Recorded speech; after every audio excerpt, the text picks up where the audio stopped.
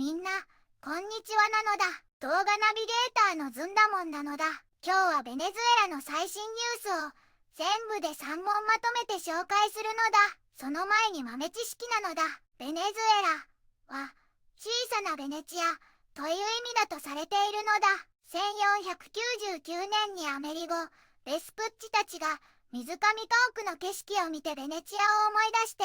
ベネチオラ、小さなベネチアって呼んだのが語源の一つとされているのだ。それじゃあ早速1本目のニュースから行くのだ。ロドリゲス氏が米国との恐れを知らない外交を擁護する中、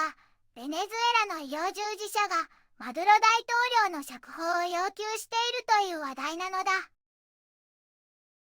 ベネズエラは南アメリカ北部でカリブ海に面し、首都はカラカスなのだ。かつてはスペイン植民地で、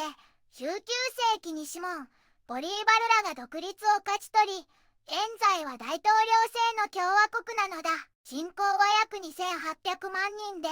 石油が経済の柱、自然や音楽、野球文化も豊かなのだ。近年は経済危機や大量の移民、石油政策と政治対立が国際的に注目されているのだ。一つ目のニュースなのだ。ロドリゲスが米国との恐れを知らない外交を擁護する中、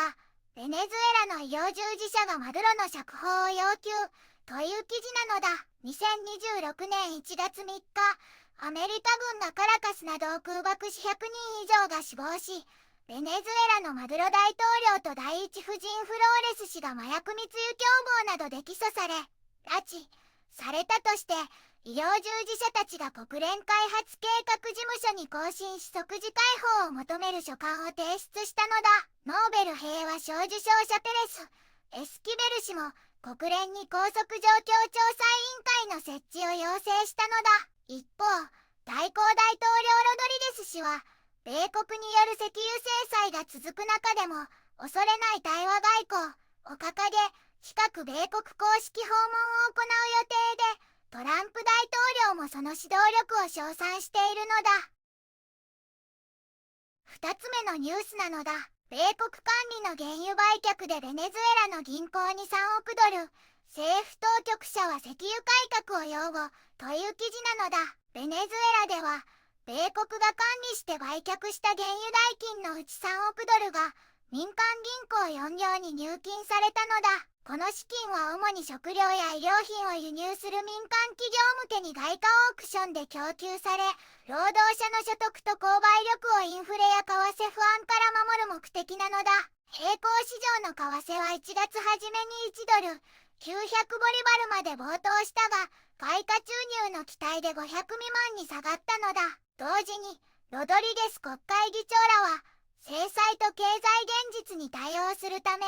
外国投資を保護し利益を出しやすくする石油法改正を進めているのだ。これには税やロイヤルティを軽くし、民間に送料と販売の権限を広く与える新たな契約方式も含まれる見通しなのだ。3つ目のニュースなのだ。ベネズエ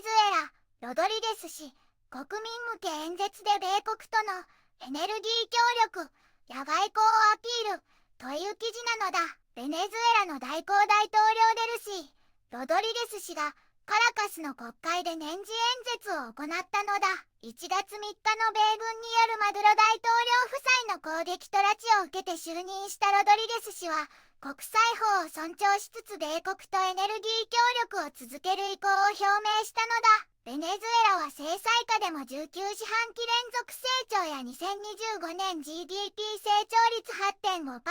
8.5% 見通し、ガソリン輸入ゼロ達成を強調し、制裁回避を狙う炭化水素法改正で外国投資を呼び込む方針なのだ。米国との大使館再開交渉、トランプ大統領との電話協議、CIA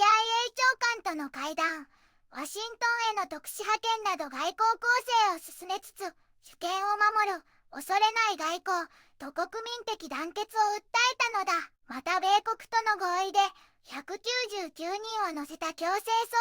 還便が再開されるなど、移民問題でも協力が進んでいるのだ。一方、野党指導者マリア・コリナ・マチャド氏がノーベル平和賞メダルをトランプ氏に渡し批判を浴びたが、ホワイトハウスは政策に影響はないと説明しているのだ。済んだもん。米国との外交、経済の駆け引きが続く中、国民生活の安定と説明責任が何より重要なのだ。